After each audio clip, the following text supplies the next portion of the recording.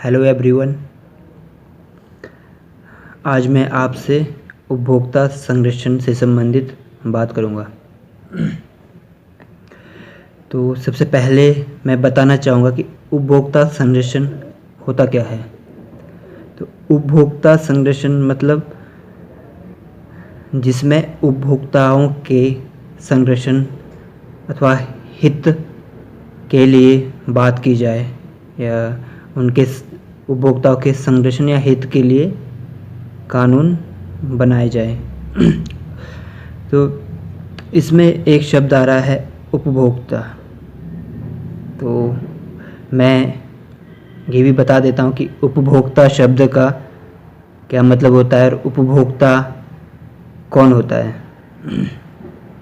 तो उपभोक्ता जैसा कि शब्द से ही मालूम हो रहा है कि उपभोक्ता मतलब उपभोग करने वाला व्यक्ति, मतलब वस्तु या सेवा का उपभोग करने वाला जो व्यक्ति होता है। मतलब अर्थात जो व्यक्ति किसी सेवा या वस्तु को अपने उपभोग के लिए खरीदता है, वह खरीदने वाला व्यक्ति उपभोक्ता होता है।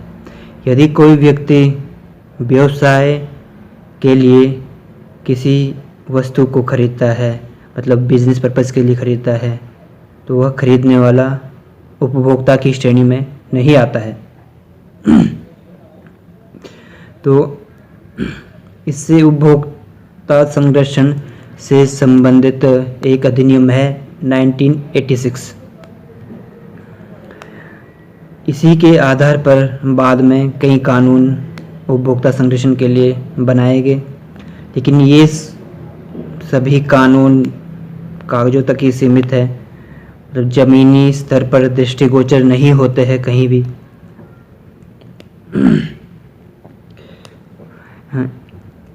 इसके लिए अगर अधिक जिम्मेदार हम सरकार को ठहराएं तो इसमें कुछ कमियां उपभोक्ताओं की भी है, क्योंकि उपभोक्ता जागरूक नहीं है, उन्हें अपने अधिकारों के विषय में पता नहीं है, तो वो उसका लाभ नहीं उठा सकते, अपने अधिकारों का लाभ नहीं उठा पाते हैं क्योंकि उन्हें उसका ज्ञान नहीं होता है।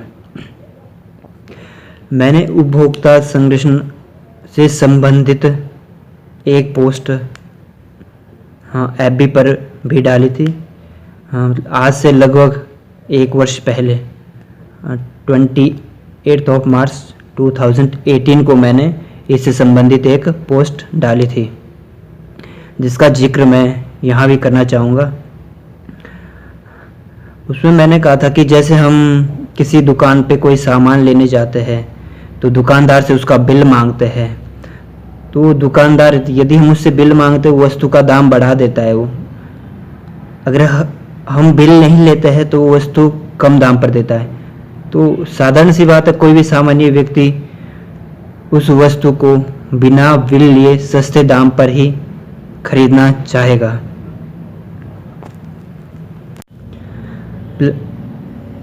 ऐसी स्थिति में भी ज़रूरी नहीं है कि जिसको कम दाम पे वो बिना बिल के दे रहा है वस्तु, वो भी उसको सही दाम पे मिल रही है, वो भी उसका सही दाम नहीं है। हो सकता है किसी को वो 10 रुपये ज़्यादा मिल रही है, किसी को 10 रुपये कम मिल रही है, तो ग्राहक ठगा हुआ महसूस करता है इसमें।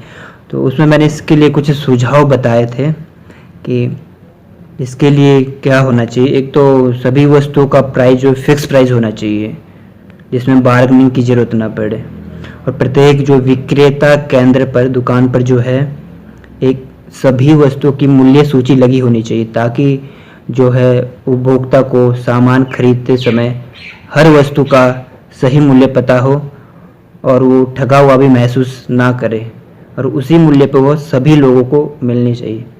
तो मैंने इस तरह के उसमें सुझाव भी दिए थे, और मैंने इसकी एक कॉपी पीएमओ इंडिया को भी सेंड की थी। लगभग सभी वस्तुओं का एक एमआरपी होता है। एमआरपी मतलब maximum retail price, that is the highest price that can be charged for a product. मतलब यह किसी भी वस्तु का अधिकतम मूल्य होता है। मतलब विक्रेता किसी भी वस्तु को इससे अधिक मूल्य पर नहीं बेच सकता, लेकिन इसका अधिक मूल्य तो है, लेकिन इसका न्यूनतम मूल्य कुछ नहीं है। तो अधिकतम तो नहीं बेच सकता, लेकिन न्यूनतम कितना हो सकता है ये किसी भी उपभोक्ता को पता नहीं होता है। तो दुकानदार जो होता है वो ग्राहक को देखकर वस्तु का मूल्य ठीक है बोलता है। अब कोई सही बार्गेनिंग करता है, किसी को अच्छी बार्गेनिंग करनी आती है, तो उनको वो वस्तु और कम दाम पर मिल जाती है। जिसको बार्गेनिंग करनी नहीं आती तो उसको वो ज़्यादा दाम पर मिलेगी। पर जिसको कम दाम पर मिल रही है तो इसका मतलब भी ये नहीं कि वो वस्तु उसको उचित मूल्य पर मिले, वह भी उस वस्तु का उचित मूल्य नहीं है। तो जिसको वह वस्तु कम मूल्य पर मिल रही है वो भी ठगा जा रहा है, जिसको ज़्यादा मूल्य पर मिल रही है वो तो खैर ठगा ही जा रहा है वैसे भी। इसी उसमें मैं आपको एक बात बताना चाहूँगा मेरे साथ जो हुआ। मैं डॉक्टर रेड्डी का एक प्रोडक्ट यूज़ करता हूँ। डॉक्टर रेड्डी का प्रोडक्ट मतलब कि अच्छा माना जाता है, तो मैं लेता उसे एम्स के बगल में है मेडिकल स्टोर्स, वहाँ से मैं हमेशा लेता था। तो मुझे लगा कि चलो अच्छी कंपनी का प्रोडक्ट है, शायद इसका जो एमआरपी है वही उचित मूल्य होगा और उसी दाम पे ये प्रोडक्ट मिलता होगा। और वहाँ पे मुझे वो वही एमआरपी पे ही मिलता था जब भी मैंने लिया एम्स के पास जो मेडिकल स्टोर्स है। लेकिन मैंने इस बार वो दूसरी जगह से लिया, तो मैंने एक शॉप पे उसका प्राइस पूछा, तो वैसे उसका एमआरपी है 684। तो मैंने एक शॉप पे पूछा तो उसने बोला कि 684 है और आपको ये पड़ेगा 655 का। तो मतलब मैं ऐसे हैरान सा हो गया सुन के। अच्छा ये कम दाम पे भी मिलता होगा ये प्रोडक्ट, मुझे तो पता नहीं था, मैं तो इतने टाइम से वहाँ से रहा।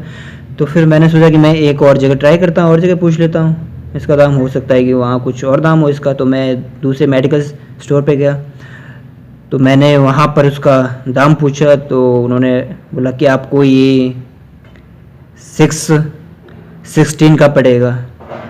मैं हैरान, यार इतना 616, मतलब काफ़ी ज़्यादा अंतर हुआ ये तो। और एक प्रोडक्ट में आपको इतना अंतर मिल रहा है,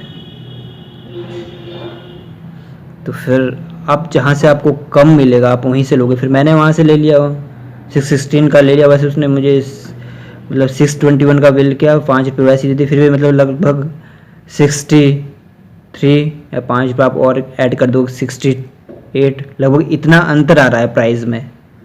अगर वो 684 देखेंगे आप और 621 देखेंगे या 16 देखते हैं तो लगभग इतना ही अंतर आ रहा है। तो एक प्रोडक्ट में आपको 68 का अंतर, तो आप खुद समझ सकते हो इस बात को कि ग्राहक या उपभोक्ता कितना ठगा जाता है इनके द्वारा।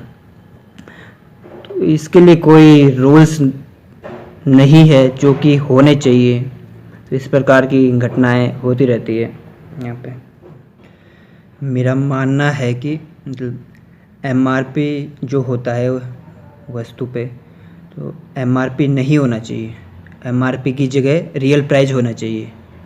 जो वस्तु का उचित मूल्य है वही उस पर होना चाहिए। और यदि सरकार और कंपनियां चाहे तो ये हो सकता है। इसका सबसे बड़ा उदाहरण है पतंजलि। आप सभी लोग पतंजलि के प्रोडक्ट मैक्सिमम यूज़ करते होंगे। तो उसमें एक फ़िक्स प्राइस रहता है, जो एमआरपी है वही उसका उचित मूल्य होता है और उसी मूल्य पर वह वस्तु उपभोक्ता को प्राप्त होती है। इसी तरह से सभी वस्तुओं पर होना चाहिए। तो मैंने ये आपको उपभोक्ता संरक्षण से संबंधित कुछ बातें बताई, जो इसमें समस्या है और उसके लिए क्या उपाय होने चाहिए वो सब आपको बताया। यदि आपके पास कोई सुझाव हो तो आप मुझे कमेंट्स बॉक्स में लिख सकते हैं। और इस तरह की वीडियो या इस तरह की जानकारी के लिए आप मेरे YouTube चैनल को देख सकते हैं। बीच बीच में मैं ऐसी जानकारियाँ उस पर शेयर करता रहूँगा। धन्यवाद। थैंक्स।